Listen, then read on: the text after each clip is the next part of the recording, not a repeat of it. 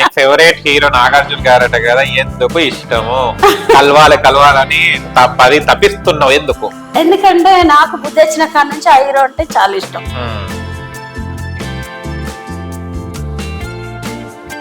Okay, Nagarjuna గారు మన స్టూడియోకి వచ్చారు. ఇప్పుడు నాగార్జున గారు మీ ఎదుట ఉన్నారు, ఏమంటారు చెప్పండి ఇప్పుడు. ఏమంటారా, నమస్తే సార్ అని పోయి ఏడుస్తా. అంటే ఒక సాధారణంగా ఫ్యామిలీ నుంచి వచ్చిన రేణుకమ్మ వాళ్ళందరికీ తెలుసు, దాదాపు అమ్మగా ఒక పరిచయం అయింది కదా, ఎలా ఫీల్ అవుతున్నారు? చిన్నప్పటి నుంచి అన్ని విధాల కష్టపడ్డా కాబట్టి ఆ కష్టం విలువ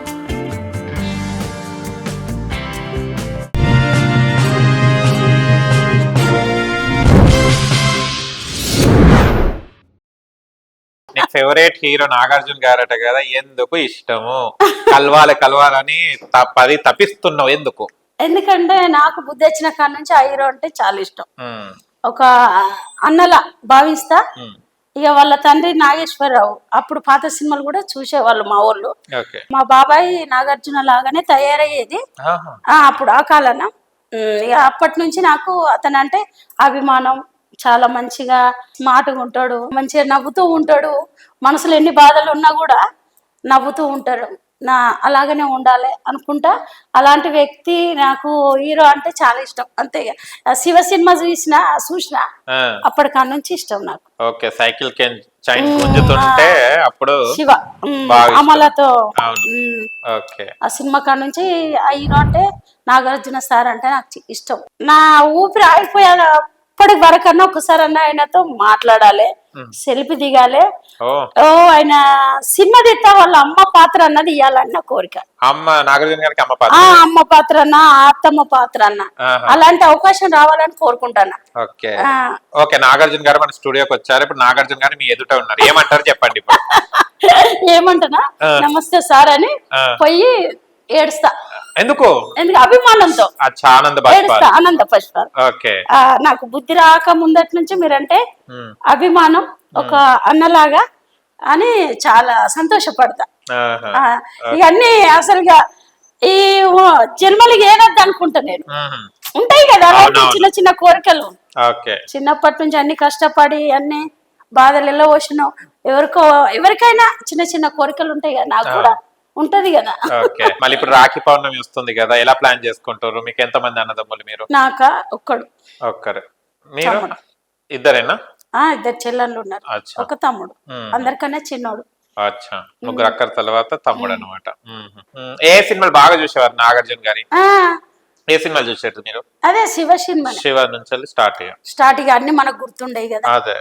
ఓకే, మీరు బాగా పాటలు కూడా పాడతారని విన్నాను. నేనేం పాడలే. మాటలేనా? అన్ని మాటలే. రేణుకమ్మ మాటల తూట అనేది ఉన్నది ఉన్నట్టు బాగుండాలనే కోరుకుంటా. ప్రతి మనిషి తప్పు చేస్తాడు, తప్పు చేయని మనిషి అన్నది భూమిని ఎవరు ఉండరు. ఆ తప్పును సరిదిద్దుకొని బతకాలి. అంతే. 20 సంవత్సరాల ముందు టిక్ టాక్ వస్తే మీరు యాంకర్ అయిపోయేటోళ్ళమ్మా. అంతేనంటారా? అంతే కదా. ఊహించుకుంటారా లేకుంటే తర్వాత? లేదు, అనేస్తా. ఎందుకంటే ఏదైనా కూడా ఆలోచించి అంటాం కాబట్టి దాన్ని మళ్ళీ వెనకలు తీసుకోవాలి కదా. ఓకే, అవును. ఇంకొక ధైర్యం ఏంటిది, ఒక రోజు మీ ఇంట్లోకి కోతి వచ్చింది. కోతి వస్తే శ్రీయాంజనేయం అని ఉన్నావు, కానీ దానికి ఏం అంతలేవు, ఏం చేసి వీడియో ధైర్యంగా తీస్తున్నావు. అది నీ దగ్గరకు వచ్చి ఒకవేళ గీక్తే ఏం చేసేదాని? రాదు, వచ్చింది 2 సార్లు. పైన కూర్చున్నది భుజాల మీద, పైన రూమ్ కట్టేటప్పుడు. అయితే అక్కడ కుడుకలు ఉల్లార పెట్టినాం. అయితే అక్కడ కూకున్నది, నేను దాన్ని చూడలేదు. వచ్చింది భుజాల మీద కూకున్నది. అప్పటికి నాకు మీదికి అంజన్న రాలే, ఇట్లనే కళ్ళు మూసుకొని కూకున్నా. అంజన్న నా పని అయిపోయింది అనుకుంటాను. ఇక ఏంది పెద్ద కోతి అది, మళ్ళా మొగ కోతి. అంజన్న నా పని అయిపోయింది, మొత్తుకుందామంటే ఏమంటదో అని ఆమె ఇట్లా నెత్తిని గీకింది, పేన్ల లెక్క వెళ్ళిపోయింది.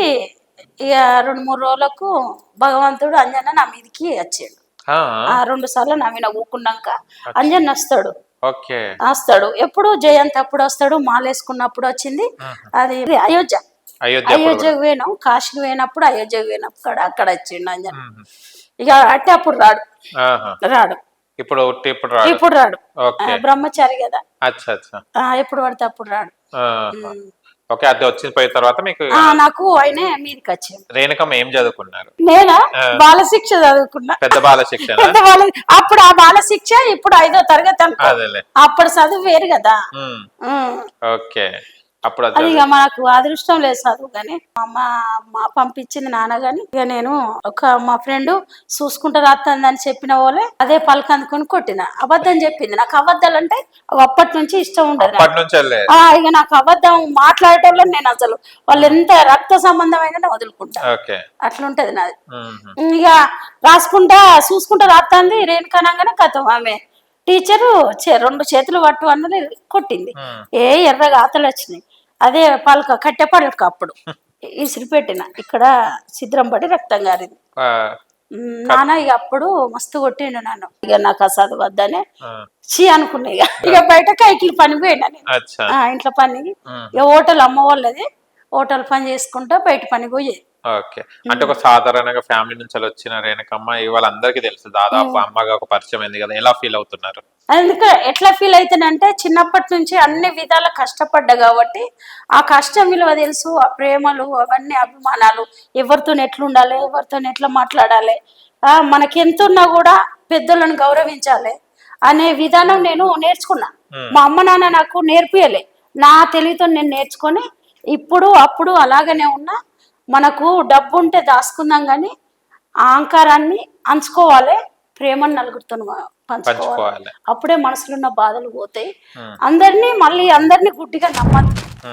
ఎవరు మనోళ్ళు, ఎవరు పరాయి వాళ్ళు, ఎవరు అవసరాలతో మాట్లాడుతురు అనే పెదవుల్నే నేను అర్థం చేసుకుంటా. దాన్ని బట్టి ఎవరిని ఎక్కడ చల్లకన్నా సందర్భాలు ఏమైనా ఉన్నాయి మోసపోయినా? వాళ్ళ చేతిలో మోసపోలేదు కూడా. మోసపోరు కూడా, ఫోన్ కూడా అయిపోయింది. నా నానమ్మనైనా అమ్మమ్మనైనా ఎక్కడ మోసం, మా సీనయ్య చేతుల్లో నేను మోసపోలేదు.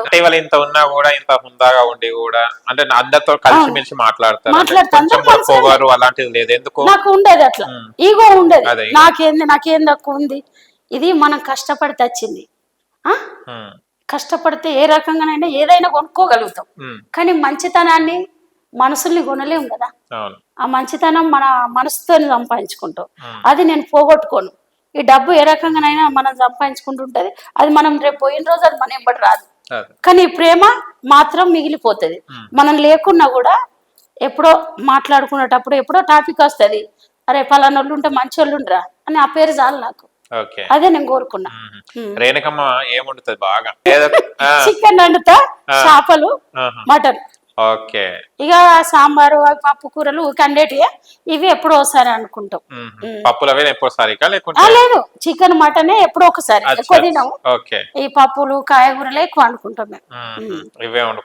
ఇవి ఎక్కువ 15 రోజులకు ఒకసారి, 20 రోజులకు ఒకసారి. నాటు లెక్క లేవు కదా నాన్న, ఇవన్నీ మందులే తిండి కదా. అన్ని రోగాలు సంపాదించుకోవడం ఎందుకు, మన నోరును కాపాడుకోవాలి కొన్ని, అప్పుడు హెల్త్ బాగుంటది. ఇలా తిన్నది రేపు ఉండదు కదా. రేపు తిందామంటే మళ్ళా మనకు తినే బుద్ధిగా టైం వస్తుంది.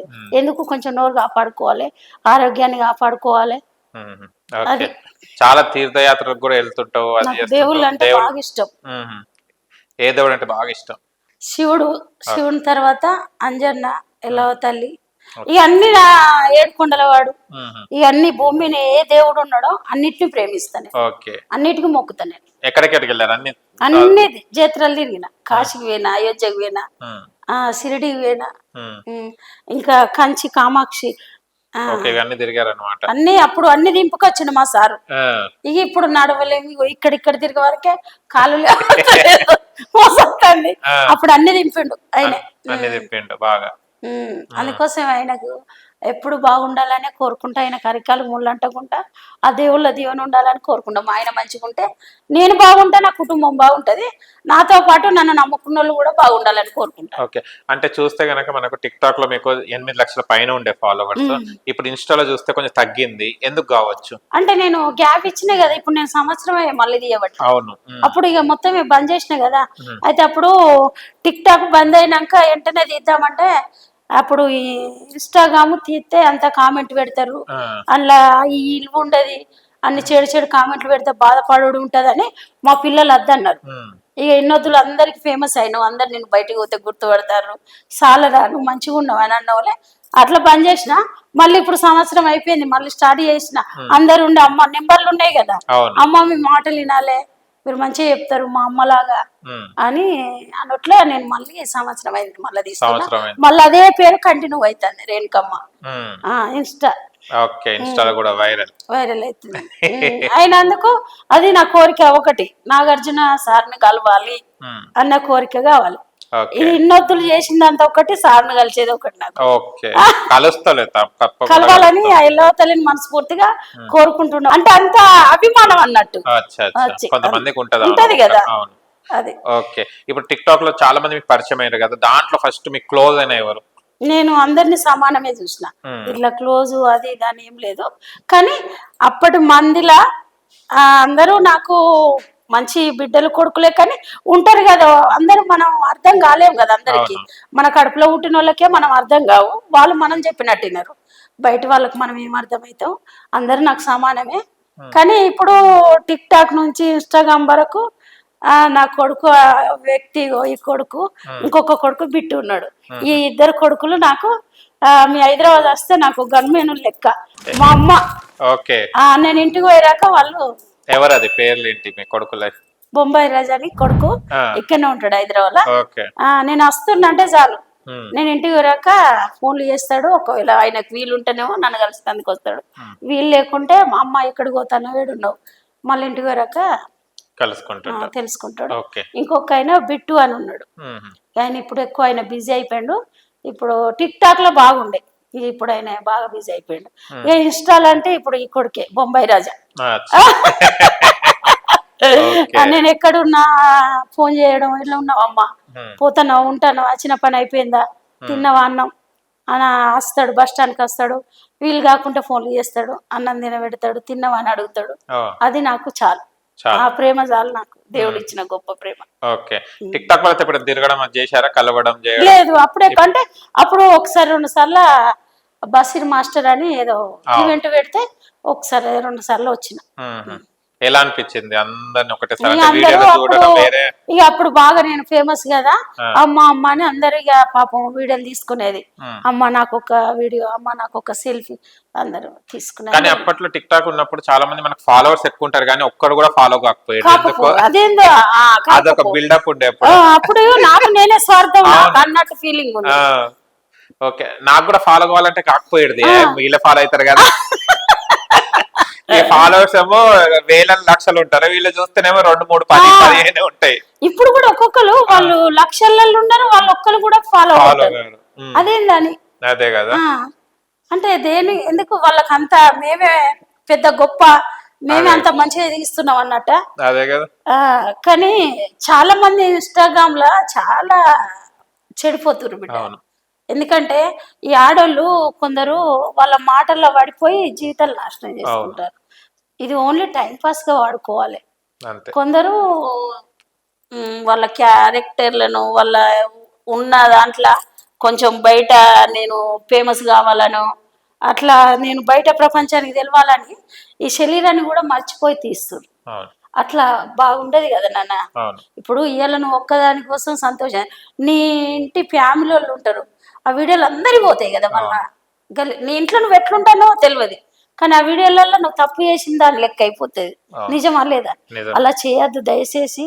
ఓన్లీ టైం పాస్ గానే వాడుకోవాలి, కానీ అందులో అందరి మాటలు నమ్మి, తీయటి మాటలు నమ్మి వాళ్ళని ఫాలో అయ్యి మెసేజ్లు పెట్టడం, కామెంట్లు పెట్టుకొని సోపతులు కలిసి వాళ్ళు ఒకసారి 2 సార్లు మాట్లాడినాక వాళ్ళని కలవడం, సోప చేసి జీవితాలు నాశనం చేసుకోవడం, ఇలాంటివి చేయకండి దయచేసి. ఎందుకంటే ప్రతి ఒక్క బిడ్డ బాగుండాలనే కోరుకుంటా. అప్పుడు మోసపోయి బాధపడితే లాభం ఏంది? మొదలే ఆలోచించుకొని పనులు చేసుకోవాలి, అంతే కదా. జరిగిపోయినాయి మళ్ళీ తిరిగి తీసుకోలేం కదా. అప్పుడు గుండె ఎంత బాధపడుతుంది, నేను గట్టిగా మోసపోయినా అది దాన్ని బాగా ఏడుస్తారు కదా.